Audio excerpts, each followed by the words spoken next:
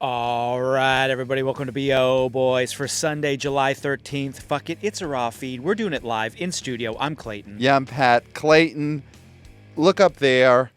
It's a bird. It's a plane. Nope. It's the number one movie at the global box office. It is Superman. Welcome to the BO Boys. So, huge weekend. And Clayton, we have boots on the ground reporting. We saw this movie in theaters. We saw it. And we're going to talk about that. But could we start with a Superman-sized plow for the box office weekend of Friday, July 11th, 2025? Number one, Superman made $122 million in its first weekend. Number two, Jurassic World Rebirth made $40 million, down 57%. It added 16 theaters. It's at $232.1 million in its second weekend. Number three, F1, the movie, made $13 million, down 50%. It lost 320 theaters. It's at $136.1 million in its third weekend of release. Number four, How to Train Your Dragon made $7.8 million, down 31%. It lost 429 theaters. It's at $239.8 million in its fifth weekend. And number five, I called it, Elio, made $3.9 million, down 33%. It lost 505 theaters. It's at $63.6 million in its fourth weekend of release. I mean, let's start with Elio because that's your little guy. You love this little guy with the eye patch. Is it because, if you are watching us on YouTube, we are YouTubers. Hey, guys. Everyone sees that you are wearing shades. You're covering both eyes. Uh-huh. So, do you love this little guy, Elio, because he also cannot have both of his eyes shown to the public like you? Representation So important. is important. Yeah, almost important as anonymity. Yeah. And I love an underdog. Mm-hmm. This is an underdog story. Everybody hates this little kid. Everybody hates this movie. I mean, 63 million, disgusting. Yeah. They hate him. It's worth noting right now, as of now, at the domestic box office, Elio is at 63 million and 666,000. Yeah, so it's he's the got mark of the beast. He's got the mark of the beast on him, but you like that too. That you have this little guy that everyone hates. He's got the little eye patch. He's got the mark of the beast. Yeah, and you just can't get enough of Elio. Not enough to see it. Yes, of course. But the fact that this came in number 5, when you and David Thompson, the great David Thompson, both were saying Lilo and Stitch. Yeah. Because everybody, I know, listen, jump on the bandwagon. Everybody loves Stitch. He's everybody's favorite. Stitch on PJs, on, baby onesies. Yeah, every lunch pail. Yeah. Elio ain't on shit.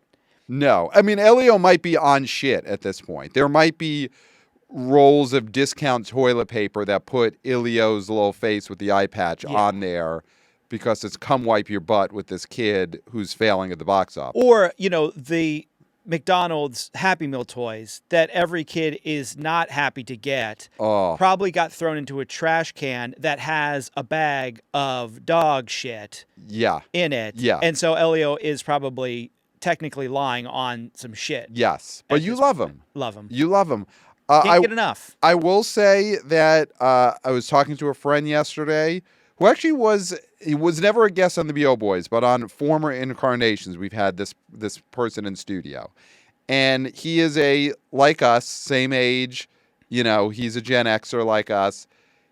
No kids, went to see Elio because he sees every Pixar movie. So this is a Pixar pervert that I didn't realize. We have been friends with a Pixar pervert this whole time.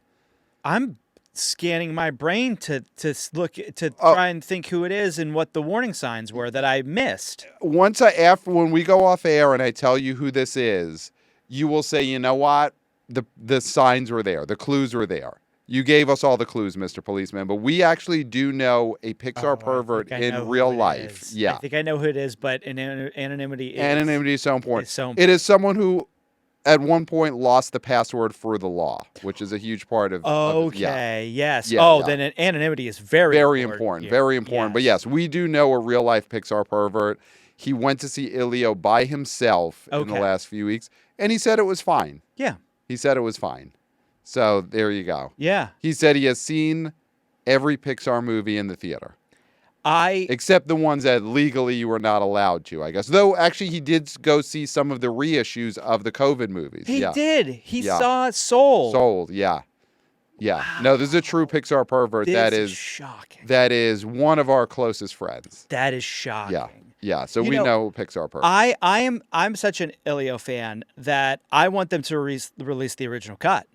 I want them to release the cut Yes. that they had a screening. Yes. According to a Variety, so we'll see how real that actually is. Yeah, could have been a hit piece, not a hit piece. And people saw the movie and they asked, how many of you will see this in theaters? And nobody said they would. Yes. No one in the whole But supposedly they all liked it. They liked it, but they said they wouldn't see it in theaters. Yeah. Which, who knows? Is that the Disney Plus factor? Whatever it is.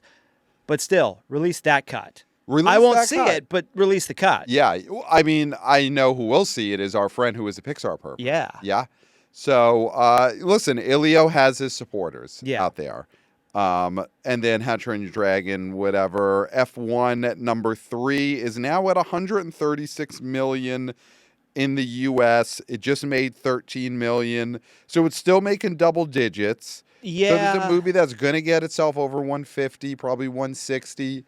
I'm a little upset about it. I thought this hold would be better. I do think, obviously, losing the IMAXs, losing, it doesn't have any PLFs at the moment that I know of, maybe a few. Yeah. But it's mostly been taken up by the Dinos and Superman. Superman probably ate into this third weekend a lot. Oh, for big F1 time. because took all the IMAXs. And because like a lot of the people who went to see Superman were over the age of 25. Yes, yeah. And I think that heavily male. Heavily male. Yeah. And so that is sort of the area where F1 lives. So I'm a little bit worried that this isn't going to have the legs that I thought it would. It doesn't seem with F1 like it has become a sensation for the dads. Yeah.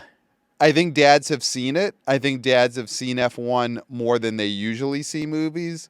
But something like Maverick was a full-on dad sensation. Yeah. Here's another one that I think we never think of as a dad sensation movie, but movies like the Avatar movies. I think those were quietly big dad movies. I mean, anything that gets to those levels, everyone is going to see it. You got to get the dads, yeah. But I think the dads were going to see stuff like Avatar. Obviously, Maverick was one of the biggest dad movies of the last decade. And I don't think amongst the dads who, go to car shows that they were canceling their car show tickets to go see Maverick, to go see F1.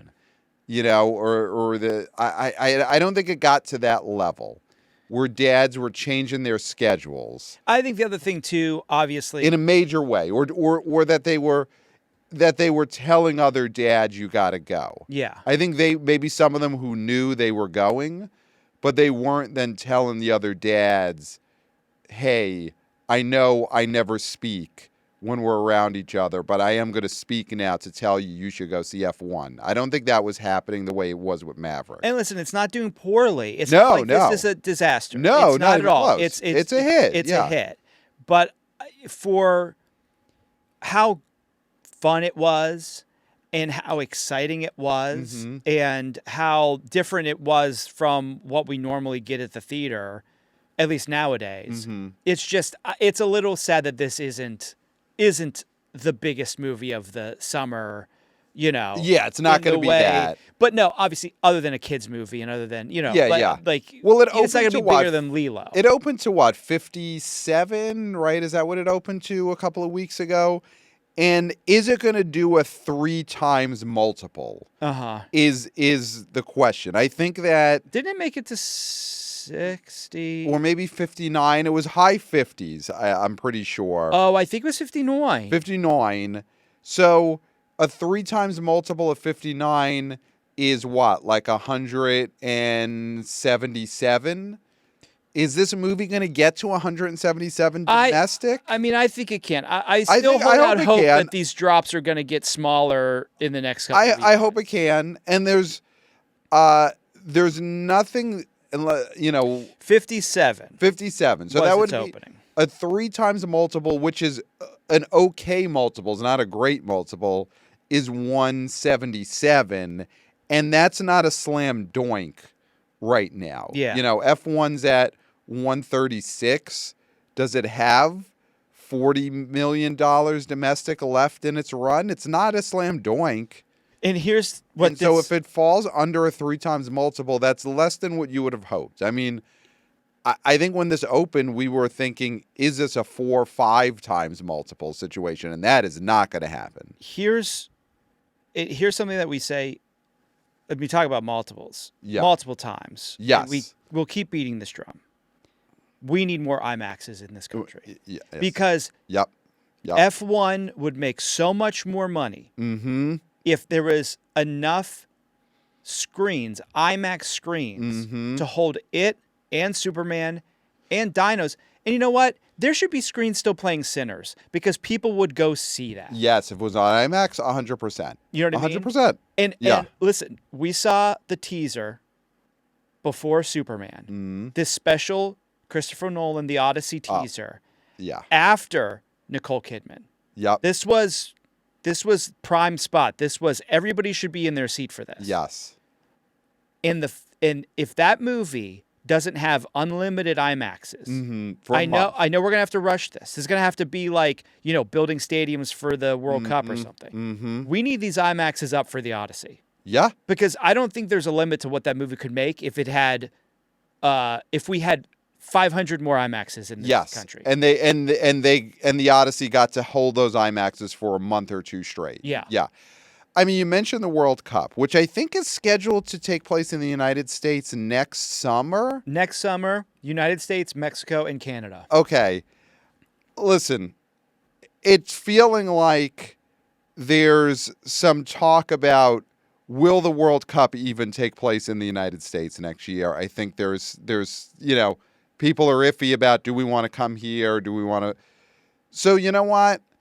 Totally understand. If you don't want to come play in the United States, then the resources we were going to use on the World Cup, maybe even some of the same buildings that they've built. If they've built new soccer stadiums that were going to be the World Cup, turn those into IMAX. I think we have enough stadiums, but I think, like you're saying, is that if those matches aren't going to be played, you just put up a big screen. Put up a big screen and you show the Christopher Nolan movie. Yeah. Yeah. And I think that solves everything, where it's play all the games in Mexico and Canada. Everyone will feel a lot more comfortable. Yeah. And instead, we use all of our soccer stadiums that would have been used for the World Cup to show the new Nolan movie. I agree with that. Yeah. And I'm a and then everyone's like, you know what? Now we all feel comfortable. Yeah. Yeah. It has to happen because we're losing out on box office because people want these IMAX screens. They want them, and they're willing to pay for them. They truly are willing to pay. Yeah.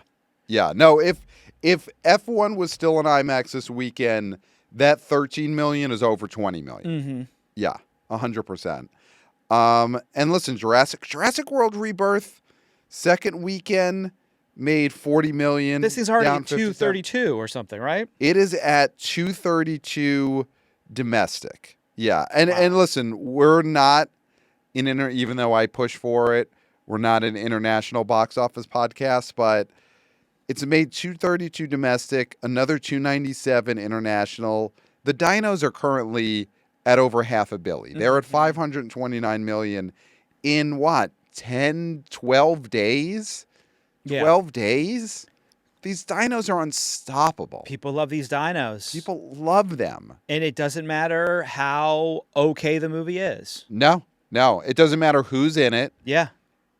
Well, it does. We've talked about this. It does matter. It does. You got to have some stars, make it feel like ScarJo being in it made people feel safe that this is a big movie. Yeah.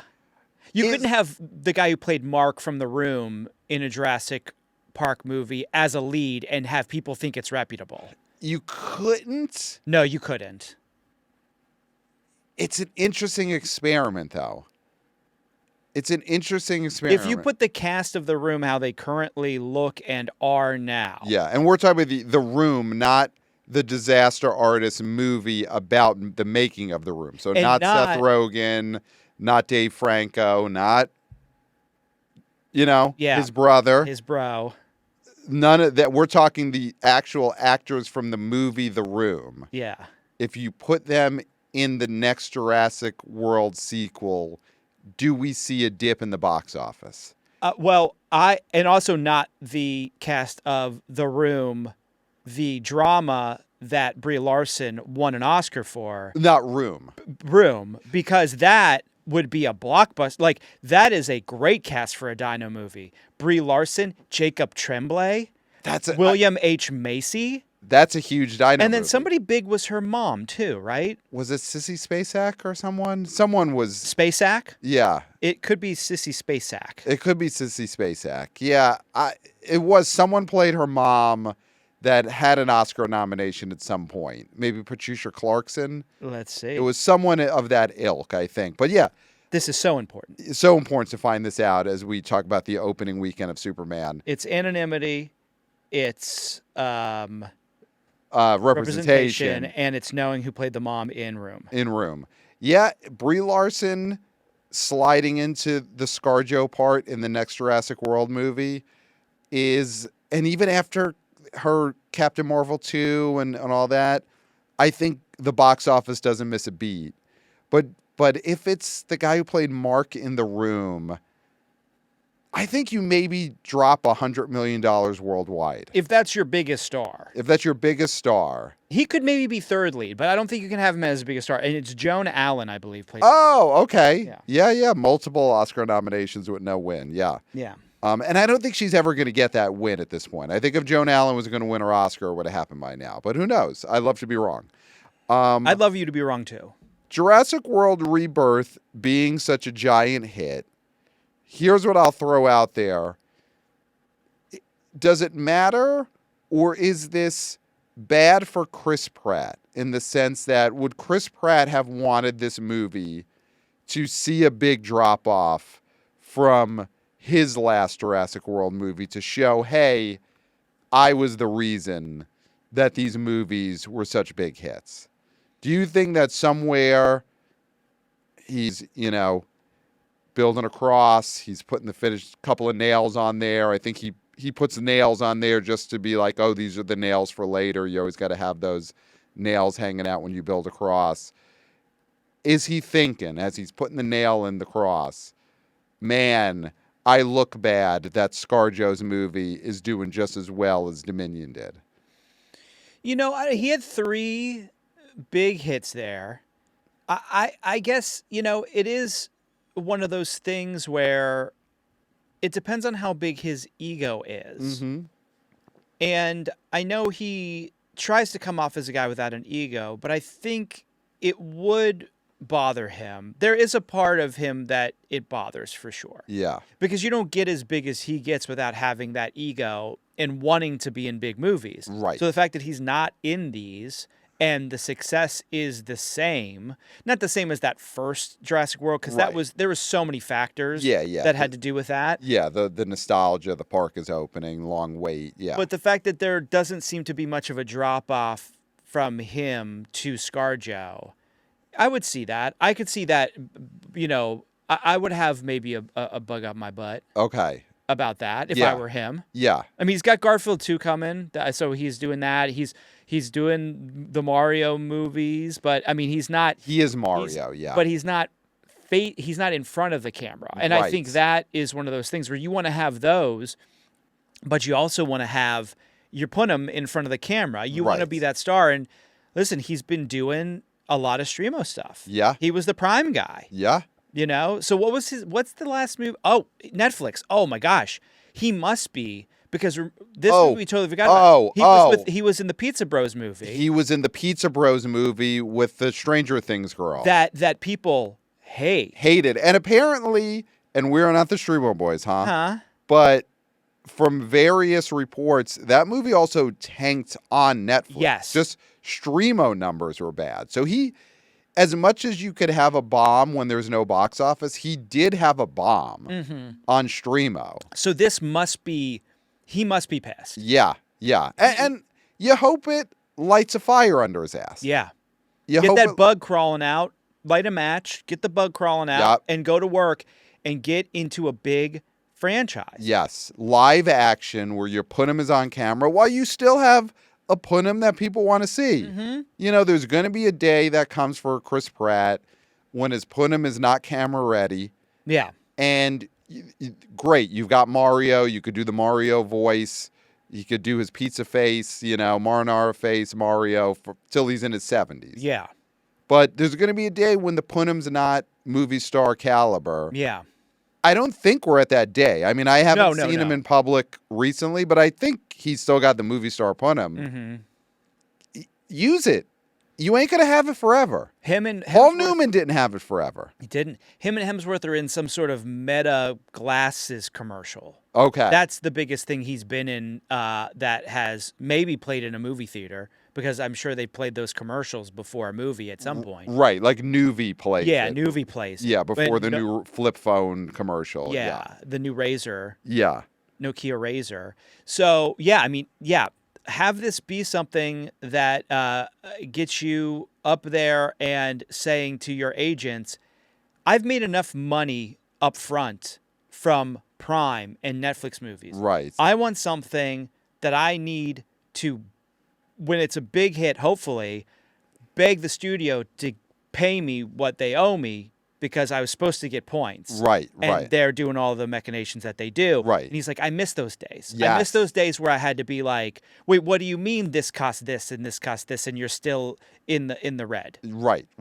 He misses those days. He missed those days. Instead of getting like a signed check from Bezos for $50 million Right. for doing Future War or whatever that shit was. Right. Yeah, I mean, we don't know if he's that type of guy, or maybe he just wants to get the check up front, put out a movie that no one really ever pays attention to, and he's just like, you know what, great, I take this check and I buy lots of new nails for my crosses. We'll see, because there's the guys that are like Tom Cruise who are like, do not even try to replace me in a franchise. Of course. I'll right. pretend to play along, but then I'm going to do such a great job and I'm going to blow this person off the screen so hard Right. that you're not going to want to get rid of me. Right. And I don't know if Pratt has that passion. I mean, that's the Jordan in. That's the Jordan in Tom Cruise. Yes. Tom Cruise is the Michael Jordan. Yes, and Jeremy Renner is Michael Jordan, the guy Michael Jordan played junior high basketball with, who he invited to sit in the front row of his Hall of Fame speech. Yeah. So he could just shit on him in front of his family. Yes. That's who Jeremy Renner is. Yeah. And Tom Cruise, Michael Jordan. Yeah. And I don't So think... Pratt I can don't never think, be Michael Jordan, but could he be Kobe? I don't know. We'll see. We'll see. But yeah, hopefully Jurassic World Rebirth, maybe it lights a fire in Chris Pratt's ass. Very important Pratt conversation. Yeah. In this weekend. Well, kind of leads us to It does. Chris Pratt, of course, his other big franchise, Guardians of the Galaxy, was directed by James Gunn. And James Gunn, he's got another hit on his hands. He did it. I mean, last episode we had the great David Thompson of the Direct podcast, which everyone go to that, subscribe, 5 stars. And David Thompson came on this show with a giant smile on his punim because he had just seen Superman. Yeah. And he knew this was going to be big. We have now seen Superman. Mm-hmm. We saw it in IMAX Friday night. Best theater in the world, AMC Lincoln. IMAX 3D. IMAX 3D. I didn't know that was going to be IMAX 3D until they handed me the glasses on the way in. Mm-hmm. And I got to say, every time they hand you the glasses now, the 3D glasses, my first reaction is always like, oh, shit. Yeah, I was upset. Yeah. I don't want to deal with putting them on because I wear glasses and I don't want to do I'm not, Dwayne from different world where I've double glasses on. So I got to do the double glasses, which I never love. He had the flip-ups. He had the flip. Yeah. Well, I don't walk around with flip-up 3D glasses on my glasses, unfortunately. But that would help. But I always think this is not going to be worth the trouble. Yeah. And you know what? A couple of minutes into the movie playing, I forget that I have them on. I forget it's in 3D, and that's all I want. Yes. Is to forget that. I don't want it to be an annoyance. Mm-hmm. And a few minutes into this movie, I totally forgot it was in 3D, which is the best you could hope for. Well, it's annoying at first because all the other trailers are not in 3D. Yes. and you put on the glasses and one of them is blacked out, Mm-hmm. and you're just sort of like, are these going to work? Right. So you're sitting there Did I get a worried the whole dud? time, but you're asking who you went with, do you have one that's just like blacked out? And they're like, yeah. Yeah, yeah. But I still think maybe all could have gotten broken ones. Right, right. So you're waiting until... Where the person handing them out, they're just like, fuck these three. Yeah, fuck these three. Yeah. Yeah. Yeah, because then they're going to be asking, do you have the same thing as me? And then they're going to all feel like a little comfortable, but not comfortable enough. And Right. then they're going to be fucked when the movie starts, because then they're going to have to get up in front of all the people who are wearing glasses that can't see them Yeah. through their periphery. So you're just going to be walking in front of you're going to have to ask everybody that you walk in front of to move their legs. Is yours working? Yeah. Yeah. Well, it's the moving the legs just thing, get it because you moved, can't yeah. see someone coming this Yeah. way. So that's just a little prank they like to do at the theater. Yeah. Which, listen, it's a hard job. So if they want to prank, they prank. Yeah. But it was like forgettable as soon as it started. Like Yes. at first you're like, oh, this is cool for a second. Then your mind adjusts and it's just like, oh, I'm just really close to my laptop. Yes. Yeah, yeah. You know what I mean? Yeah, which is, again, best case scenario. Yeah. So that was a 3D experience in that it didn't bother us too much. Here was the other, before we get into the box office, more boots on the ground. The nightmare scenario for us almost happened when we saw Superman on Friday, in that we almost had to watch the entire movie with the projection of a fly Mm-hmm. The walking shadow of a across fly. the screen. Yeah. Because there was a fly that got itself right on the lens of the projector during the trailers. And it was during Wicked we first noticed it, but thought that was a creative choice where there was actually just a fly walking across the Wicked Witch's face. Yes. And I was like, oh, that's interesting how dark they're going to go, that now Yeah. she's covered in fly. Yeah. But then when we saw the fly just along the sky Mm-hmm. later in the trailer, we all realized, oh, there's just a fly on the lens. This is a real life fly. Yeah. And the crowd was getting a little unruly. Yes. People were screaming. Yeah. Because everyone was, it was a good sign on one hand because everyone was really excited to see Superman. This crowd was so jacked. Yeah. But they were really worried that this fly was going to stay on the lens the entire time. Yeah. Oh, yeah. And I think if it had, we would have had a riot. Oh, yeah. I think they'd be pulling the seats up. Yeah. I think this could have been like when the Big Bopper played and they would rip up the seats and throw them. Yeah. This could have been Blackboard Altamont. Jungle situation. Yeah. Altamont. Yeah, that absolutely could be Altamont. Yeah. And Yeah, we almost had an Altamont situation. I will say that. I mean, the AMC in Lincoln famously does have the Hells Angels as the security. Yeah. Yeah. So one of us would have gotten stabbed probably. Yes. But the thing is, I also think, thinking back now that the fly was removed, however they removed it, I don't know if they euthanized it. I hope they didn't. I hope they set it free. Yeah. But we didn't see a squishing. There was not a squishing on the No. big screen. We didn't see a squish. So whatever they did to the fly, they let it away from the lens before they dealt with. Well, I also think it's like Disney World. The AMC Lincoln, you're not allowed to be pronounced dead on the premises. Mm-hmm. So even if that fly was close to death, Yeah. they have to put it out in the alleyway. Yeah, they take it to the Best Buy next They door. take it to the Best Buy and they're like, so many flies have died in this Best Buy. Yeah. And they're fine. They actually have a sign where they're like, ask us about the flies that died. Yeah. And but I think it actually brought us all together as a theater. So like with that adversity, the fact that we got through it and we were able to all band together and scream, get rid of the fly. Yeah. I think Swat that fly. that was you. You were saying swat. I A lot try of to other get the- people, yeah. I tried to get a swat that fly chant going, but people did not want to scream for the fly to be. No, I think they were worried about the swat that fly. Does then the fly get squished on the lens, and does that make things worse? Absolutely. Or it's taking the life of a living being, which it deserves to live as much as we do. Yeah, It could be that as well. it could be that. But I think that once the fly was gone, we were all bonded because we were watching the fly sort of walk across, and then it almost left, but then it would fly back, and so there was some enjoyment in that, some sick enjoyment in that.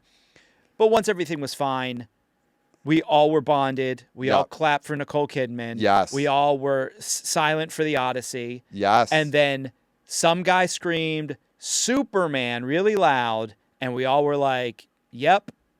and then he never said anything the rest of the movie, which was good. which was great. There's always the worry that guy gets, and he got a big reaction. Yeah. That he's going to then feed off of that reaction and turn it into his personal, stand-up show of just talk. But he didn't. He got the huge reaction, and then he retired. I knew that would be the case. Mm-hmm. Something about the environment felt like, okay, this guy was just really excited. He wanted everybody else to be excited. We all were like, yeah. And then he shut up. Right. Because it wasn't a Snakes on the Plane crowd where everyone goofing on stuff. I saw that opening weekend, Union Square Regal, back when that was my movie theater of choice, years ago. And that was a free-for-all of everyone trying to top themselves. They all thought, if I make the best quip at opening weekend of Snakes on a Plane in Union Square, I'm going to get a Live at Gotham audition. They all thought they were going to wind up on Premium Blend because they were yelling out loud during Snakes on a Plane. Luckily, Superman was not that. I mean, that was pre-Twitter, right? So, I mean, yes. That was how you got, you could get discovered that way. Yes. That is how you got sitcom writing jobs. Rob Delaney would have been screaming at movies if Twitter didn't exist. Yes. I think he was at that time. I think pre-Twitter he was screaming at movies in Union Square. And now I think in the X world, I think he's back to that. Okay. Yeah, I think that is where Rob Delaney's work could be found now, is screaming at movies in movie theaters. So, Superman, James Gunn, I mean, this opening weekend, it did what it had to do. Yes. It didn't break out in the insane way of hitting like 160 or something, but it's bigger than the Man of Steel opening. It's about on par with, it's lower than the Batman, right? Than the Matt Reeves Batman from a couple of years ago, because that did 140 and this did what? We're saying 120. 122, they're saying. 122, though it seems like the word is this will be higher on Monday. Could be 24. Yeah. And it's bigger than 2 of the 3 Guardians of the Galaxy James Gunn movies. Mm-hmm. It's bigger than the first one and bigger than the third one. It's just that second Guardians did 145 or something opening weekend. So this movie did all it had to do domestically. Yeah. I think the thing to take from this is that I think expectations for superhero movies have to go down. In the sense of like, and we've been saying that for months and months and months. Mm-hmm. I mean, we've been saying it for years. We were first on this. Yeah. We knew. Is that, this is great for a character that most people don't actually like. They're aware of, but don't actually like, because there's never really been a great, like we've said, never really been a great Superman movie other than the first one. Which happened in 78. Which happened in 78, and neither of us were alive for, right? Jimmy Carter was the president. Yep. The last time there was a Superman movie that everyone loved. Yes. So just think about that. Yeah. If you wish he's alive for it. You wish he could have stayed alive for this. Yes. Absolutely. Because then he could have felt like, now I could pass on, because there's finally a Superman movie that's great that exists with a different president. Absolutely. Yeah. Yeah. And then he could have moved on. Yes, So, it's a shame. Until this moment, I did not give a rat's ass that Jimmy Carter had passed, but now I feel upset. Yeah. I think about him every day, but that's just me. Yeah. But yeah, that would have been so fitting, so great. Yeah. Such a great end to his great legacy. Yeah. Yeah. You could have sat him at an IMAX screening of Superman. You could have just pretended he was still alive. You could have Weekend at Bernie'd him. Yeah. And then say he passed away after he saw this movie. Yeah. How fitting would that have been? Oh, it would have been so fitting. Yeah. But I think the thing was, it happened so long ago that the smell factor, because Bernie was still sort of fresh. And in the first movie. First movie. Yeah, second movie he was not as fresh. That was rank, yeah. But I think that this the technology is probably better now than it was when the Bernie movies came out. Yeah. To keep a dead corpse body from being, and he's the president. I mean, if the president's dead body can't stay fresh for longer than a normal person's, then what are we doing as a country? Right. We really messed up. Right. So, but still, that didn't happen. We wish it did happen. Yeah. I think this is as good as you're going to get from an audience that is fatigued with superheroes, is fatigued with Marvel, has never really been on board with DC in this last run. Other than Batman. Other than the Batman movie. Yeah. But the Batman movie, the thing is, Aquaman is probably the only other movie that, and that first Wonder Woman. Yeah. I mean, listen, DC movies have had hits. Listen, there was a time when Marvel was on fire and DC movies were pretty big. They just weren't as big as Marvel movies. They were getting a lot of runoff, I feel yeah. like, more than anything. Yeah. I think people were like, this is what we're going to get, so we'll take it. Yeah. And I think Gunn doesn't want to play that game. You know, I think he has he does have like a direction in mind. He has a very short hand as to where he wants to take this universe. Now, again, shared universe, thinking about that in this day and age does make me think, why do I have to care about this shared universe? Well, but he does set up some things in here that could be interesting. I mean, someone crowing about what happened this weekend is David Zaslav. Okay. Who, listen. He's sick of not getting credit. He told a long story this past weekend about a couple of years ago when he first had James Gunn come into his office, and James Gunn told him how much he loves superhero movies. I mean, he says, 3 years ago, I hired James Gunn and Peter Safran. So right away, he's got to say, I hired them. I did that. I did this.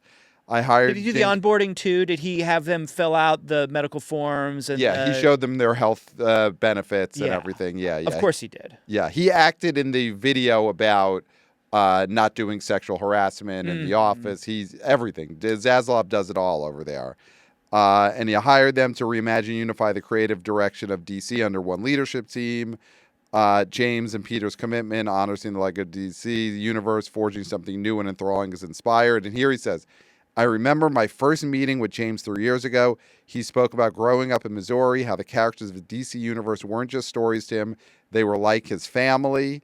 And then he goes on to say, this weekend we watched Superman soar as James Gunn's passion vision came to life. Superman is just the first step. Over the next year alone, DC Studios will introduce the films Supergirl and Clayface into theaters, and the series launches on HBO Max. So there's a universe. I know you fear it, but this is clearly a universe. James Gunn set up a universe. Zaslav is salivating over this multi-platform universe. So we got to come from a positive place, because Superman, this could have been a disaster, and opening but that's the thing was right. We need to celebrate this as a singular film and not as a universe. Start of a universe. The universe is a question mark, because Supergirl, who's introduced in this movie, went to a different planet to get drunk. Mm-hmm. That was fun. Mm-hmm. I mean, we don't see it, but we get a little introduction. Could be fun, but the problem here is that James Gunn isn't directing that film. James Gunn isn't directing Clayface. He's the Kevin Feige. But he's the Feige. Okay. But look at what Feige did. But Feige ain't Gunn. Feige's not a filmmaker. He was a suit. He's a suit. Right. But I still fear the fact that he has to export these characters to other filmmakers. That is one of the things that I'm like, I know I don't have to see any of these, but the fact that this succeeded, it succeeded because Gunn directed it and wrote it and shepherded it. Those movies are going to have his say in it, of course. He can still shepherd.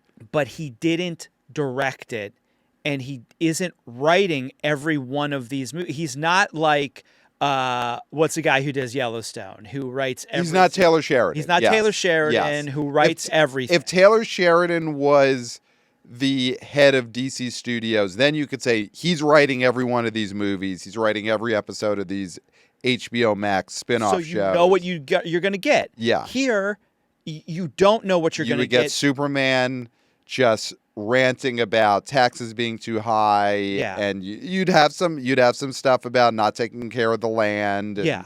it would all be in there, and then you'd have a lot of sexual violence, and you'd have all that stuff. Yeah. You know what you would get if Taylor Sheridan was the head of DC Studio. But what's annoying me about this is that the fact that Zaslav had to mention, I know why he's doing it, but can we just focus on one thing at a time? Mm-hmm. I don't want to think about this as the start of a universe. If you're excited for that, then be excited for that. But I don't think the conversation about these movies being part of a universe is a good conversation to be having in 2025. Zaslav's because getting we've that out there right seen away. What happened to Marvel? There's a point you reach where people are sick of it and it becomes too much. And then you're talking about this Lanterns show, and it's like a show, like, didn't you learn from Marvel's mistakes? Make yourself special.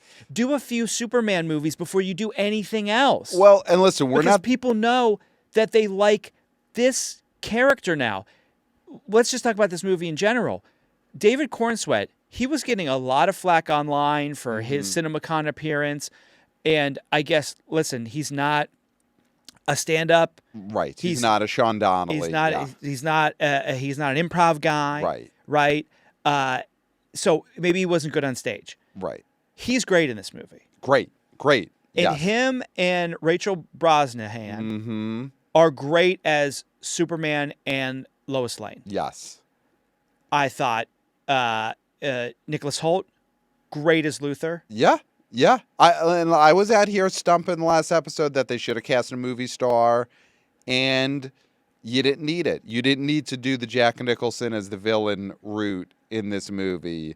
Nicholas Hoult was very good. Because he plays a great weasel. Yes. And this guy is a weasel. Yes. And not in the good... Not Pauly Shore. Not Pauly Shore. Yeah. As weasel. Yeah. No. No. That's the Lex good Luthor weasel. is not wheezing the juice. No, he's not. But I wish we could just focus on this as a movie in itself and how it was for me. And I'm not a superhero movie fan. This is as close to a good superhero movie that I think can be made now because of the proliferation of all that. We've seen everything. We've done everything. Right. We've crushed every city. Yeah. We've seen every alien. And again, there's a lot of that in here. There's a lot of special effects stuff that just makes your eyes glaze over. Right. That's just a thing in these movies. Right. Just like in a rom-com, there's going to be a misunderstanding, and you're going to be like, well, they're going to get back together, and this misunderstanding is stupid, whatever. Right. It's part of the tropes. Right. And part of the trope of superhero movie is that there's an ungodly amount of special effects that look terrible. Yeah, they're going to fight in a CG slush pile for 15 minutes. And you don't care about it. Yeah. But what makes this movie better is that the humor actually works, unlike most of the Marvel movies, all of the Marvel movies, except for Guardians. Yep. And the actual movie actors are really excellent in their roles. Yes. Yeah, no, they were great, but David Zaslav says now look forward to Supergirl in theaters and look forward to Lanterns on HBO Max. And Clayface. This is what made me okay. The Clayface. Well, here's the thing. Supergirl. Say Supergirl. Supergirl. Say next June 2026, we are getting Supergirl. And that's great. Say you met Supergirl briefly in this movie. Get ready. She's coming next summer. Stop it at that. Don't tell me about Clayface. Because Clayface makes me think that I don't care about Clayface. I don't think there should be a Clayface movie. That is not a character that I care about, and I don't think the general public cares about. Now, so why are you telling me about Clayface? Because he's coming. One way or the other, he's getting into movie theaters. Now, here's where I'll push back on Clayface, or I will defend Clayface, is that listeners of this show have heard you for months and months and months given the business to Guy Gardner. That Guy Gardner, that was a huge red flag for you with these Superman trailers, is that There's going to be the Guy Gardner character. They're shoving Guy Gardner down our throat. No one's going to want Guy Gardner. Guy Gardner is going to ruin this movie. Kids are going to hate Guy Gardner. Women are going to hate Guy Gardner. This movie is going to open to $15 million because they know Guy Gardner's in it. I mean, this is all very hyperbolic, and you can go back in time and actually listen to what I said. You were coming into the show, and sometimes you'd cover it up with a button down beforehand. You'd show that you have a shirt on it that had no Guy Gardner, not in my country, Guy Gardner. Then you'd put your shirt back on, and you'd be like... A lot of my Guy Gardner stuff was taking a piss. I was taking a piss. I was having a laugh. But I didn't say all that. But I said... You were taking a piss on Guy Gardner, right on his head. And then we saw the Superman movie on Friday, and we all loved Guy Gardner. The character of Guy Gardner, played by Nathan Fillion, who's a TV actor who I've never seen a minute of any of his shows, and that will continue. Mm-hmm. But apparently he's been cashing network TV checks for about 15 to 20 years straight. Got mansions in every state in this union because of television money. Good for him. Never seen him act before. But he's great in this movie, and we all love this Guy Gardner character. So maybe that's going to be the case with Clayface. Clayface, you'll see him in a trailer for Supergirl, and you're going to say, I don't want Clayface. Kids are going to hate Clayface. Women are going to hate Clayface. He's going to ruin this movie. And then we go see Supergirl, and we all are like, oh, I can't wait for the Clayface movie. We don't need a Clayface movie. That's what I'm saying, is that we don't need that. We just don't need it. Is his power just that he could push his face around? That he's got, like, he could turn his face into pottery? I don't know what Clayface is. He's originally a Batman villain, and he can change the shape of his face. Okay. The way he looks normally is a big pile of clay, but then he can mimic people. But he can only mimic people for so long. Okay. Because it takes a lot to hold it together, because he's a lump of clay. Okay. And after I saw the Superman movie, if James Gunn is going to give us Clayface, but James Gunn isn't giving us Clayface. He's going to shepherd it. The guy who directed the remake of Speak No Evil is giving us Clayface. Okay, but shepherded by James Gunn. All right. Well, let's not talk. This is annoying me, because now we're doing the thing that I said we shouldn't do, which is not talk about Superman and the success of this movie and how great it is that Warner Brothers has another hit.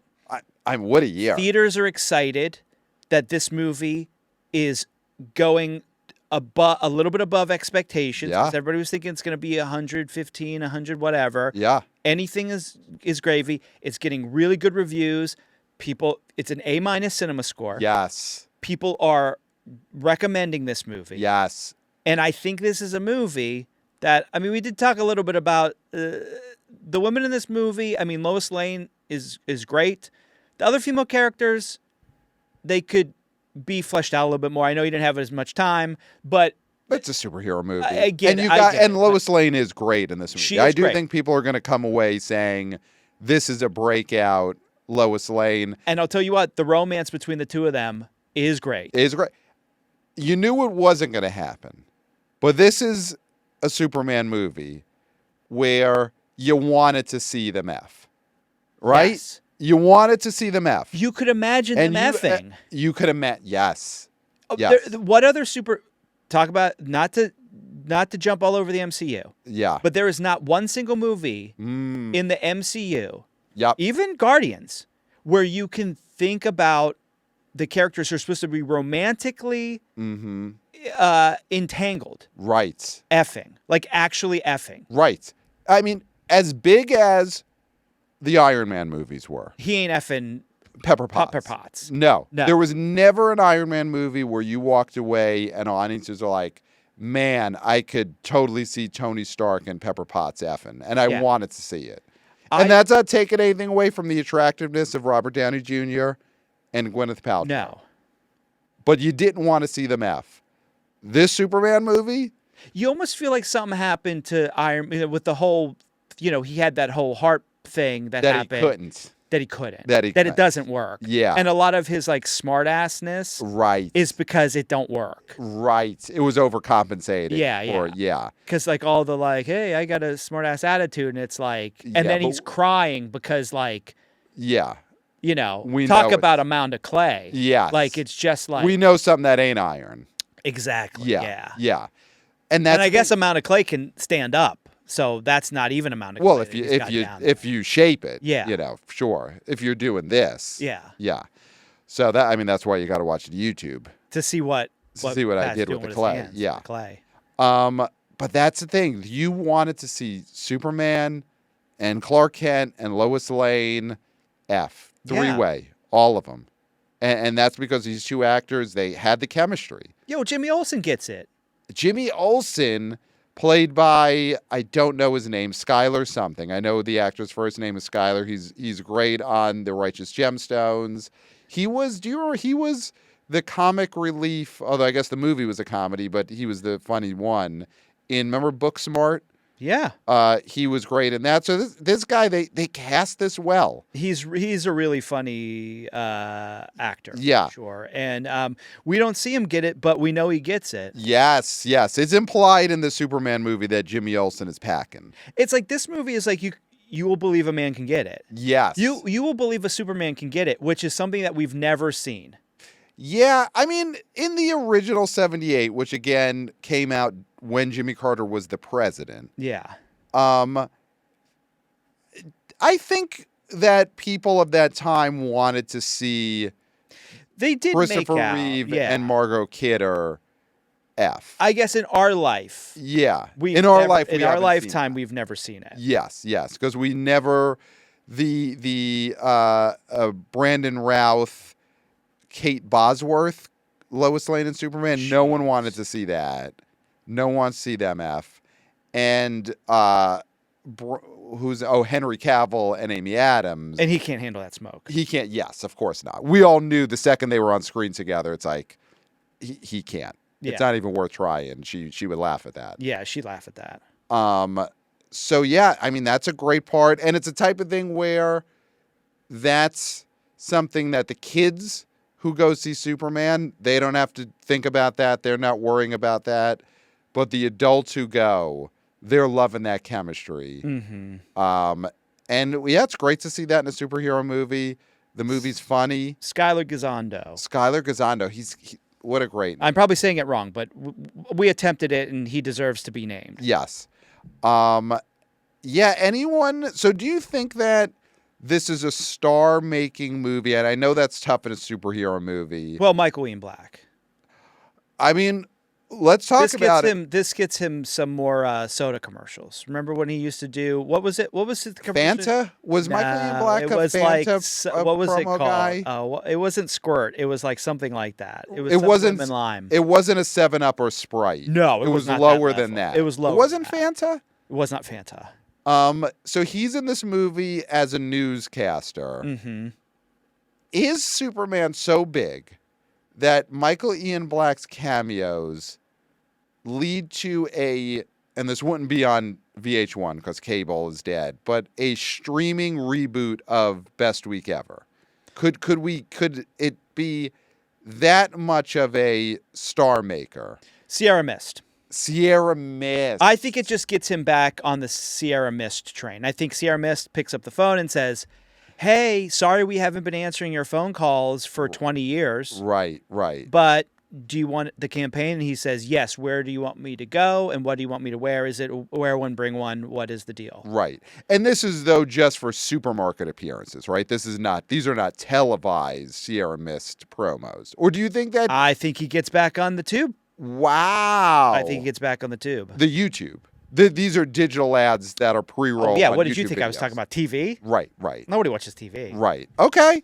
YouTube is TV. That is, I mean, Michael Ian Black Sierra Mist commercials could be airing right in the middle of this episode of the B.O. Boys. I don't know if they could turn them around that quickly after the opening weekend of Superman, but that's how big this could be, that Michael Ian Black might be getting Sierra Mist pre-roll commercials on an episode of the B.O. Boys on YouTube. I think the biggest winners, what we're talking about this weekend, when it comes to people in this movie. Okay. Michael Ian Black. Okay. Because he's in a legitimate blockbuster movie. Yeah. Number 2 is Frank Grillo. Frank Grillo, a guy that is our go-to for when we say an actor's going to show up in a direct to PVOD action movie. Right. co-starring Frank Grillo. Yeah. That's our go-to. Yeah. Now, Frank Grillo is a major character in this new universe. Well, he was in the MCU. If you remember, Yes, he Frank played Grillo was in a Captain America He movie, played I think? Crossbones, and then he died Okay. very quickly. And he never actually was...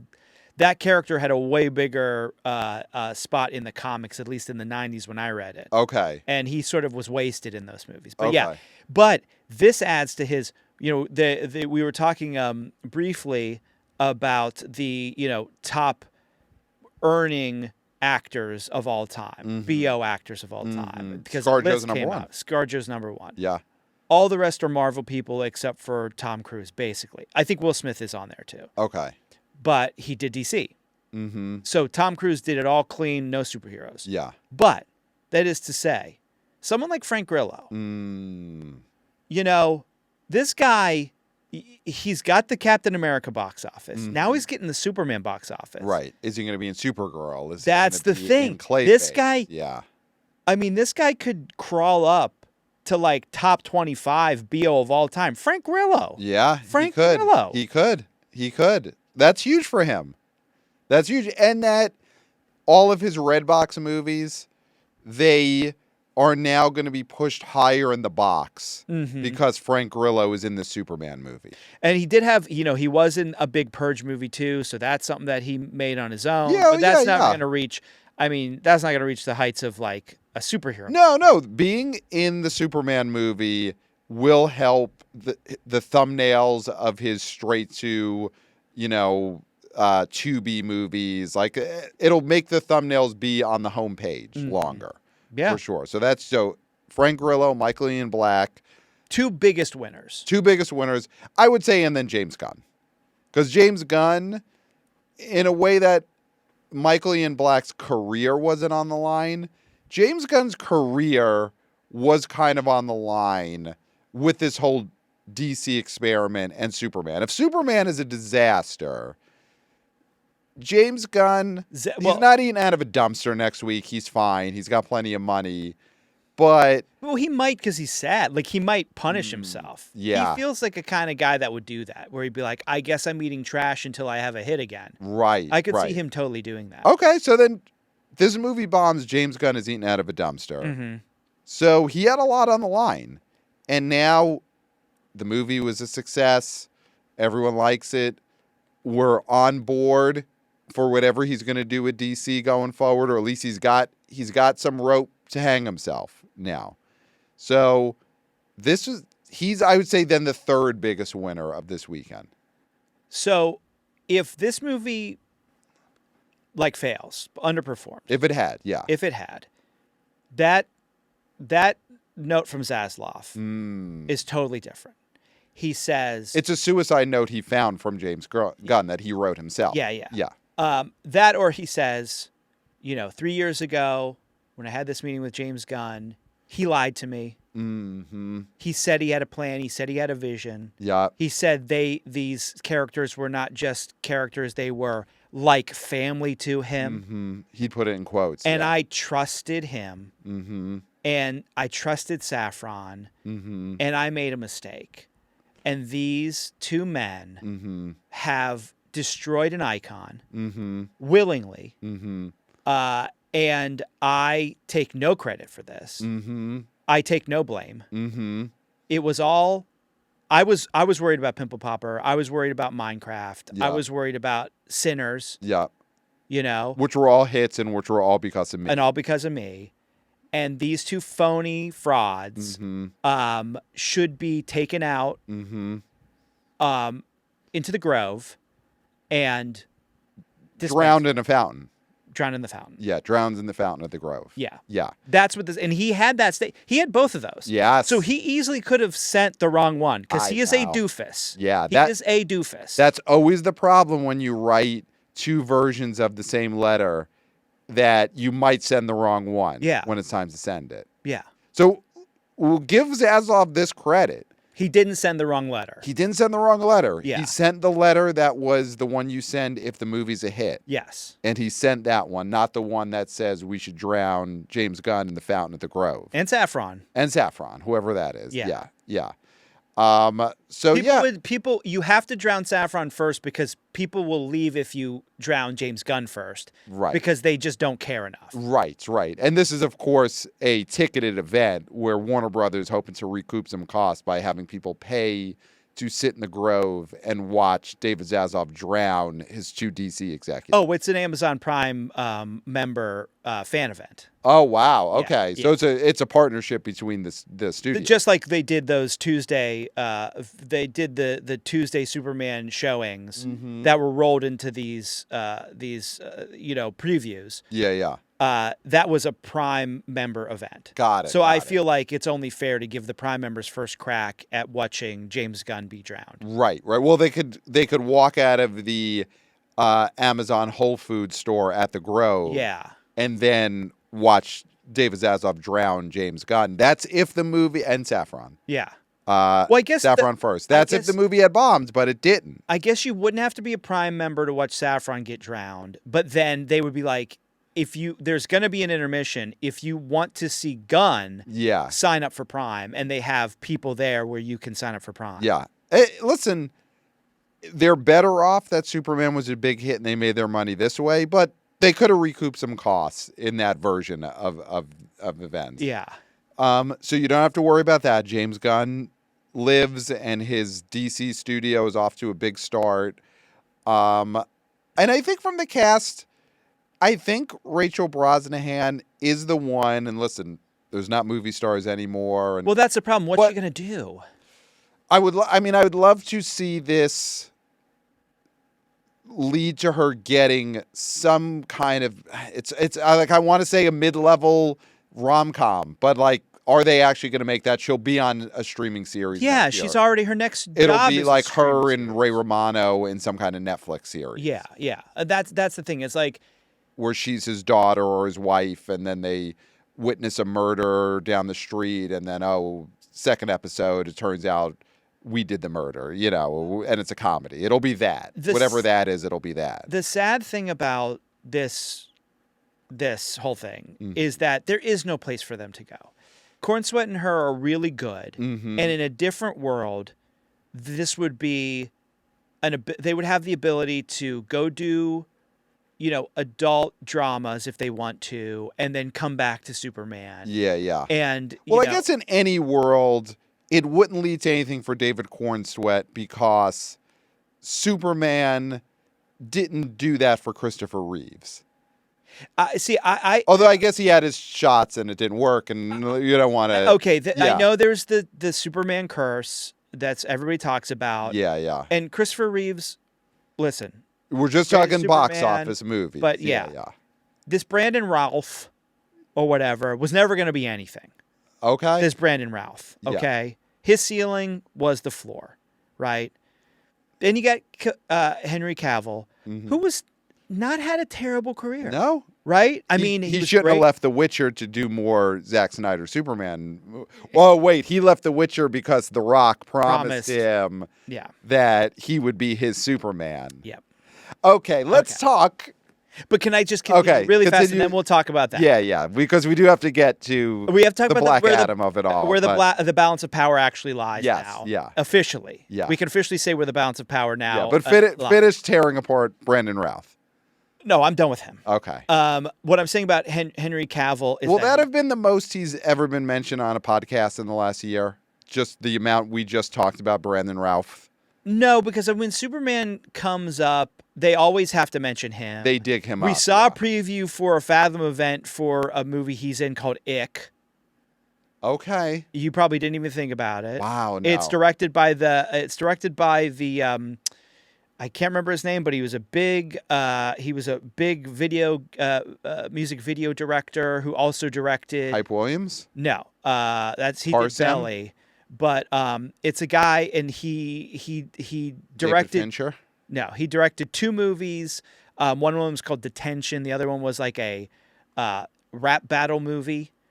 Not gonna. I will not get this. Yeah. No. So anyway, scream at your television / iPhone / iPod. Right in the comments below. Who Yeah, is Clayton yeah. trying to think of? Yeah. Anyway, doesn't matter. But he's in Doesn't that movie. matter. He's in that movie. Okay. Henry Cavill sort of had a career in movies that was bigger than any of the other sort of Superman have had. Yes, he's in Fallout, best seen, and maybe in any of the Mission Impossible movies. Yeah. I do think Corn Sweat is better than all of them. Yeah. Yeah. I truly do. He was. And I very know good it's at going to this. be blasphemy, Christopher Reeves. I get it. I fucking get it. Yeah. Yeah. But this guy's got something. Yep. Listen, he was in Pearl. He played a projectionist that shows her porn. That's right. He's the projectionist. Oh, he's great in that. He's great in that. That's right. Right? No wonder we want to see Superman and Lois Lane F. Yeah. David Cornsweat, he's Yeah. got it. Yeah. He's going to show her some reels. Yeah. Yeah. Yeah, he might get some stuff out of this. He might. If you can. And again, there's just not an opening for anybody. Right. Like, look at Nicholas Hoult. Like, there's no opening for him either. Because, like, it's just like we live in a... It's really hard for anything to break through. There'll be another IP. The way Nicholas Hoult was just in Nosferatu. Yeah. And now he's in Superman. He'll continue to be a guy who, when you're cast in big IP, can we get Nicholas Hoult to be in this? Yeah. But yes, he's not going to be in a lawyer movie that makes $80 million. Look at Juror Number 2. Yes. The Rock. The and the Rock. Balance of Power. Okay. If Michael Ian Black is the biggest winner of Superman weekend, is Dwayne The Rock Johnson the biggest Lahu Zahur? I mean, you were talking about the dinos with Chris Pratt and how he should feel a sting. Yeah. The Rock should feel so dumb. He should feel so dumb because his Superman movie where Black Adam basically beats the crap out of Superman, calls him a jabroni, Right. and then takes over, would have made $40 million opening, maybe. Maybe by now. It's That's Blue Beetle money. If the Rock had been given, and he wanted he wanted the keys to the DC universe. He wanted to be the head of DC Studios.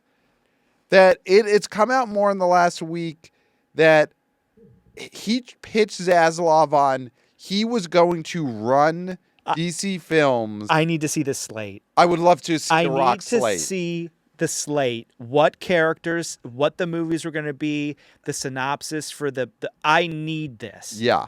Any Hollywood insiders, we know you watch. Yes. And you listen. Yeah. And you should start commenting below because it's great for the algorithm. Yeah. Please. Yeah. Send us any information on his pitch and what his plan was. Because listen, I'm making fun of James Gunn for having a Clayface movie. What was The Rock thinking he could do with the DC universe? Yeah. The Rock definitely, he left materials behind in the room. He left some, he left some papers, he left some like boards and stuff in the room. Dig that up. It's got to be in a closet somewhere in Warner Brothers studio. The Rock's plan for DC for the next 10 years. Do you think there was going to be, in The Rock's vision of the DC universe, a movie in which just The Rock is one of the characters as himself, a superhero? Oh, and he beats everybody up. Until he gets to Black Adam. And then it's like, wow, the only guy that can actually give me a run for my money. Yeah. It's The Rock versus Black Adam. And that would have been the plot of a Batman movie somehow. I hope it would be so amazing if there was somebody videotaping this presentation. Yeah. That The Rock put on himself. A la the famous Pelican Brief. Yes. Howard Stern did. Look it up. Yeah. Pelican Brief. How we telling everyone we got to start emailing celebrities Yes. to get them on the show? Yeah. Why are you spending all your time writing? Spend your time writing emails to get Brad Pitt on the Howard Stern show. Yes. Yeah. One of the great videotapes, back of the room videotapes that's ever existed. Yes. Yeah. He mentioned all the friends of the court. We need this. We need The Rock's version of this. There had to be an intern sitting in the back of that conference room who's just shadowing someone for a day. We have this intern, he's shadowing us, you won't even notice in Rock. Yeah. Now, Rock, give us your presentation on the next 10 years of DC films. And the guy's doing this. The guy's he's just in the back of the room filming the whole thing. And it's like sometimes it shakes because he's laughing so hard at how dumb some of these ideas are. Yes. You hear, The Rock is saying, and then there's going to be a Batman movie where the Joker's always got this Voss water bottle that he's pissing in. The kid's like, he's laughing, the camera's shaking because The Rock's 15 minutes about how the Joker has to piss in Voss water bottles. God. Yeah. This is leak it. The kids are obsessed with lost media on the internet. Lost media. This is the lost media I need to see. Yeah. It's out there. Someone videotaped The Rock's presentation to David Zaslav about DC films. It's out there. I gotta see it. We gotta see. We will get all the wannabe O boys, wannabe O girls, wannabe O people. We will pool our money to put together a huge sum to get this out there. If you have it, we will make it worth your while to leak this. Mm-hmm. Leak it to us. And it goes on the BO Boys YouTube channel. It'll be a rev share situation. Oh, yeah. You'll get half of the YouTube ad money. Yes. Which will be sweet ad money. In the thousands. Oh. Easily. Yes. Yeah, it's out there. I mean, The Rock looks like the biggest loser. Yeah, he's the biggest loser of this weekend for sure. Yeah. Because this would have been a Superman movie where Black Adam is just giving Superman wedgies for 2 hours straight. I mean, 3 hours. It would have been a 3-hour movie. Oh, yeah. And then, like, Rachel Brosnahan, if she gets cast as Lois Lane, probably wouldn't have been. No. But whoever plays Lois would have to pretend to have chemistry with The Rock. Yes. Yeah. Well, it would have been, because The Rock doesn't have romances in his movies. No. So it would have been a movie where Lois Lane is Superman's daughter. Because in these Rock movies, he has to have a daughter. He always has a daughter. Yeah. So it would have been, Lois Lane is Superman's daughter. That way he can always be, he can always be saving a woman. Right. But he doesn't have to kiss that woman. Yes. Other than, like, maybe on the cheek or on the forehead. Yes. Because that's, like, the thing you do for your daughter is kiss her on the forehead. Or yeah. So it would have been The Rock as Superman, but via him playing Black Adam. It would have been Black Adam. I killed Superman in between these movies, but I still Black Adam wears Superman's cape just to F with him. And also Lois Lane is Black Adam's daughter. And Pat, I'll give you one guess who would play Jimmy Olsen. Who would play Jimmy Olsen? Would it be Kevin Hart? Yeah. It would have been Kevin Hart as Jimmy Olsen in the Superman movie where Black Adam has already killed Superman off screen but wears his cape to fuck with him. 100. Yeah. And it would be Kevin Hart as Jimmy Olsen and Lois Lane as Black Adam / Superman's daughter. Yeah. Yeah. Well, she thought she was Superman's daughter, but she's actually Black Adam's daughter. Yes. And that movie would have opened this weekend to $16.8 million. Yeah, probably. Yeah. The 0.8 is being nice. Yeah. Wow. So, yeah. I mean, listen, we hate to pile on The Rock. We enjoyed his final boss run a year ago in WWE, but,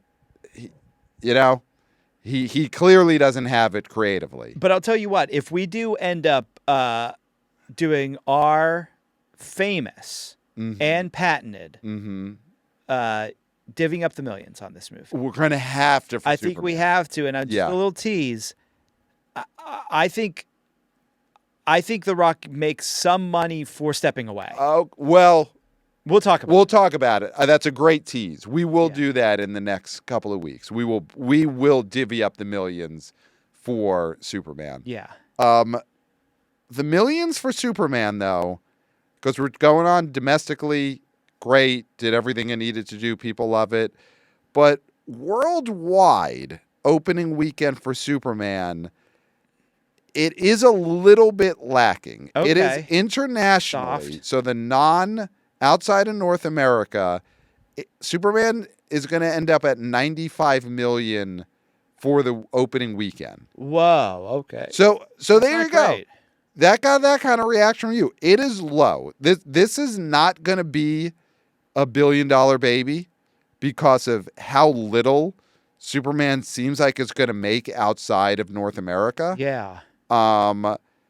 So that is an issue. I mean, when you got the Dinos who were 10, 11 days into their run and they're at over 500 million, they're at 529 worldwide, and Superman is at like 220 something worldwide because it only made 95 million outside of North America. It's something to think about. And what do you think's going on there? Well, it's interesting because there was, and listen, we don't want to get into, You don't want to get into geopolitics. I don't want to get into geopolitics. Okay. Personally or on this podcast. Okay. There was some talk. There is. I mean, listen, people want us to get into geopolitics sometimes. There's a lot of podcasters out there.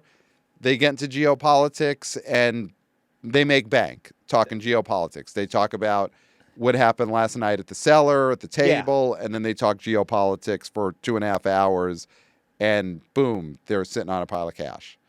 Listen, I'd love that pile of cash, but I'm not willing to get my paws that dirty. Okay. Yeah. But some people love getting their geopolitics from open mic comedians. That's so very there true. you go. That's very true. But what I'll say is that in this case, domestically there was some chatter as to whether Middle America would see this movie. They did. Mm-hmm. They did. They did it. The facts are there. The numbers are there. They did. They did it. They wanted their Superman, and they went and saw it. Okay, Mm-hmm. It was not soft in the places they thought it was going to be soft. Nope. It was not Iron Man soft, Right. like his pecker is soft. Like Pepper Potts knows yeah, where Iron Man is soft. Yeah. exactly. Worldwide, Mm-hmm. in this movie, there is talk about who does Superman represent. Right? Mhm. Like, we won't get into it, but like, there is a talk of like, does he represent himself? Does he represent the U.S.? What does he represent? Right. There might be a level of fatigue with the U.S. I think that's what it is. And I think that's what it is. Honestly, it's like, I mean, we are Superman sick. He does. He can't truth, help. justice, and the American Yes. way. He can't help but represent the U.S. He landed here. His colors are the U.S. colors with a little bit of yellow splashed in there. Mm-hmm. But I think that it very well could be people just like, I'm sick of American stuff right now. Yeah. And what's more American than, Superman? Right. Not much. Right. So I think there could be an element of that. Right. I mean, but we also saw Twisters being really soft overseas because Twisters are a very American thing. Yeah. And those come from Kansas, and this guy comes from Kansas. So I think there is a level of that. So can we, as coastal elites, live in the greatest city in the world, New York City, with the greatest movie theater in the world. greatest movie theater in the world, the AMC Lincoln, can we blame Superman's weak international opening weekend box office on the middle of this country, on the Plain Billies, the Earth Dogs, the Stax Dwellers, or at least the rest of the world's disinterest in them? I think so. I think Yeah. there's a disinterest in, there's a disinterest. Them, their lives, their beliefs, their families, the rest of the world, they don't want to see them. Yeah. Yeah. They're disinterested in it. Yeah. Absolutely. I think so. I think it's fair to blame them. Yeah. Or at least who they are to the rest of the world. Yes. Well, that's the thing. It's how they didn't go out. People who live in Kansas didn't go out and actively ruin the Superman opening weekend box office where that wasn't their intent. No. But just who they are did ruin that. The interpretation of who they are, yeah, Yes, the absolutely. interpretation The like it's like anything, like a few bad apples can ruin a whole bunch. Yes. And it's like all that other countries see is all the bad apples. Right. And so they're like, I'm not going to go see and the boring apples or whatever they think of. True. Yeah. So, okay, so it's their fault as much as it is anyone's fault. It is theirs. For the international, not for the international. domestic. For the 'Cause domestic. They did their part for the domestic. 100%. Yeah. So, yeah, there is something to, and the thing about the Twisters comp is also Twisters was a universal release in the United States, but Warner Brothers was the studio that distributed it worldwide, just based on a deal that they had from years ago with the property. And then, of course, Warner Brothers is the Superman studio. They worldwide release Superman. Does Warner Brothers have some kind of problem with international releasing? I mean, Sinners also, I think, didn't do... The split was very weighted towards domestic. And Minecraft did great worldwide. But I think Warner Brothers, Zaslav, they probably have some work to do with whatever their department is that markets movies outside of North America. I think if we worry about how movies like Sinners are going to be looked at and how much money they're going to make overseas, we would really be doing a disservice to filmmakers, because Sinners is a hit, a huge hit. We're not Variety going to try and... Obviously, but I'm just saying the Warner Brothers. I still do want to know when it's going to be profitable. I just need, that's the most important thing about Sinners. Is it profitable? Is it profitable? Yeah. I'm sure Variety's on that right now. Yeah. Not a hit piece. But I do think Warner Brothers, they got to figure out how they're putting up these posters in Europe and in Central Asia and wherever they're putting movie posters up. Are they putting them on the right corners, on the right bus station stops? Like, I don't know. They might have just been... They're putting posters and billboards up at intersections in these countries that are not as populated as they think they are. Or they're giving it to these guys and gals they're like, put up all these posters and come back and we'll pay you when the posters are up. And they just throw them in the trash. It could be. And they're, the other thing is trusting these people because they have nice accents, and you trust a guy that has a nice accent. They're also, I think that they might be putting commercials on the wrong TV shows in these international markets. They're picking the wrong. Oh, I think this game show that airs in this country, this is probably a popular show. Let's put commercials for Superman in front of this show. And then you look and it's like, no, that's like the least popular game show in this whole country. Yeah. No one in this country watches this game show anymore. Why are you putting Superman commercials on? Should do their research. Yeah. Yeah. So I think there's something there. So that's going to be an issue for this movie. If this movie only makes like 150 domestic outside of the U.S., that's probably going to be a little bit of a problem. You mean if outside of the U.S. it makes 150? Yeah. Yeah. But we'll see. Yeah. But domestically, it's huge, and the movie worked. Yeah. No matter what. Yes, it worked. So if this movie's going to succeed, it did what it needed to do to succeed, which is be good. Yeah. And have people like it. Yes. So that's all you can ask for a superhero movie now. That's more. I mean, it's more than anybody else is doing. So yeah, and it's the start of a new DC universe. So very exciting there. Is there any promotional tie-ins? I don't think there's a rundown. Well, I think we went over. There's not a rundown I could find here. Did we do a rundown in the preview with Superman? Yeah, I can't think of Superman. As far as I know, does it have a fast food partnership? I haven't seen one with Superman. Huh. Which seems odd that a movie like Superman wouldn't have a cheeseburger that it's got all you have to do is you just stamp the S on the bun of a cheeseburger, and that would be huge. Looks like, I think we did talk about Dairy Queen. Oh, of course. And Dairy Queen's the big one. Yes. And it's a smart collab. Yes. Yeah. Okay, great. Yeah.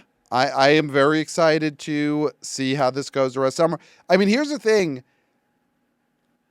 Domestically, it does feel like this could be the big movie of the summer at this point. Other than Lilo and Stitch, but I think Superman's going to leg out. I think Superman is going to own the next month. Milkbone Okay. did a biscuit promotion I mean, last thing I think with to talk Crypto the about. Super Doge. Crypto the Super Doge, a lot of doubters heading into this, and you were one of them. Crypto the Super Doge is a big reason why people love this movie. I think Crypto the Super Doge was a hit in the theater. Mm-hmm. What do you do with Crypto the Super Doge going forward? Is he specific to Superman sequels, or do you see Crypto the Super Doge having his own spin-off? I think he's like the Hulk. I think you have him only in the setting of being around other characters. Well, he'll be in the Supergirl And that's fine. movie. Yes. Yeah. Yes, that'll be big. I mean, honestly, when I look ahead to Supergirl coming out June next year, Crypto the Super Doge is going to be a big reason why that probably will be a hit. Yeah, people love Crypto the Super Doge. Yeah, yeah. And pairing him with Supergirl, where you introduce she's going to be Instagramming pictures of her and her Super Doge. People are going to love that. I think that's going to be big. Yeah. Yeah, but Milkbone, Milkbone. Listen, I don't own a dog, Mm-hmm. but when I think of bones, Yeah. I think of Milkbones. Yeah. Like that is the premier. That's the bone. Yeah. That's the bone. That's the Yeah. premier bone. Yeah. If you're chomping on a bone, it's got to be a milk bone. Iron Man might not be given Pepper Potts the premier bone, Mm-hmm. but Superman and Crypto the Super Doge, they're on the box of the premier bone. Yeah. Yeah. No, that's going to be big. If you are a dog, Okay. Let me picture that. does seeing Crypto the Super Doge on a box of Milkbone get you even more excited, or the fact that it's the premier bone, the fact that it's a bone is all you need? Like, will dogs bark louder if they're taken to a store to pick out their own bones? Will they bark louder at the Milkbone box because Crypto the Super Doge and Superman are in a promotional partnership and they're on the box? Well, they'll always bark at any other picture of a dog Because they'll think it's a real dog. because they'll think it's a real dog, and they'll be Yeah. like, "Hey, hey, hey, hey, yeah, hey." yeah. And so I think in that case, yes. Okay. And I think Milkbone usually always has a dog on it. Right. But not this is a dog that's in the #1 movie in the country. That's true. So I do think dogs will bark louder because Crypto the Super Doge is on the boxes of Milkbone. Yeah. I think this is going to work. Yeah. Yeah, I think this is going to work. So there you go. I mean, email us, theboboyspodcast@gmail.com. If you have bought, I would love to. We don't hear from a lot of wannabe O boys, wannabe O girls, wannabe O people who are also wannabe O dog owners. So email us if you specifically are getting a box of Milkbone because Crypto the Super Doge is on the box. Yeah. I'd love to hear and how your dog responds to that if they barked louder. Oh yeah, put the box in front of your dog and see if it goes nuts. Yes. Yes. That's a great experiment. And then honestly film that and we could use it on our social media at the BO Boys Pod. So if you have vertical video of your dog seeing Crypto the Super Doge on a box of Wishbone or any other, branded partnerships that are out there that Crypto's face might be on. Yeah. Videotape your dog reacting to Crypto the Super Doge. Vertical. Don't send us horizontal because then we got to recrop it. Yeah. Send us vertical video. We'll use it at the BO Boys Pod. And title it like "Wanna BO Dog Goes Nuts at Milkbone Box Yeah. with Crypto the Super Doge." Yeah. Title that in the email where On you it. send us the file. It's also a good name for the video, though. Oh, yeah. Well, then we'll use that. Okay. Yeah. So, of course, emails to BO You Boys won't Podcast. believe what this dog does. Yes. You always have to put "you won't believe" in the You title won't of a social believe what media this video. wanna BO dog Does when it sees Crypto the the Super Super Doge Doge on a on box a of Milkbones. Yeah. Yeah.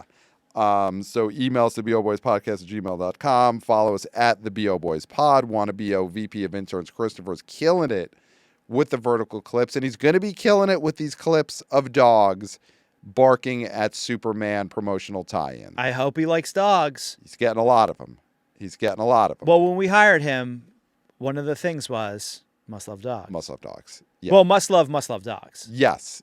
But not must love the box office of Must Love Dogs, which I think didn't do great. Didn't do great. So follow us there. Of course, subscribe to the Substack. Subscribe to the YouTube channel. We are YouTubers. Hey guys. And 5 stars on Apple Podcasts. And next episode, we're going to be previewing the Smurfs movie. This is big. And I know what you did last summer, the remake, reboot / I guess requel. It's the requel.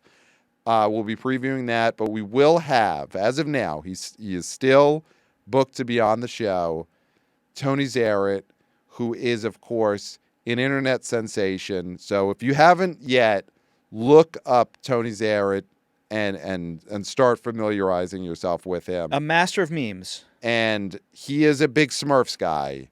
And everything I'm hearing is hashtag not my Smurfs. Yeah. As far as Tony Zaret. So we're going to find out why on the next episode of the BO Boys. He will be in studio with us, sitting in a chair. So get ready for that. And yeah, that is all I got. I got nothing else, Clayton. I am spent. Pat, Must Love Dogs, $43.8 million total gross. Wow. Okay, that's pretty good then. Not terrible. Yeah. You know what? It made 58 worldwide. Wow. I mean, so it did more. It's going to have a bigger international split than Superman is. For sure. For sure. Because it made more internationally, and Superman will absolutely not do that. Yeah. Okay. There you go. Now I definitely finished. Yeah. You've said it all, maybe too much. Definitely, yeah. And there's nothing left to say. Nope, so I can leave. Except for, until next time, we'll smell you at the box office. Nailed it. Hey, guys.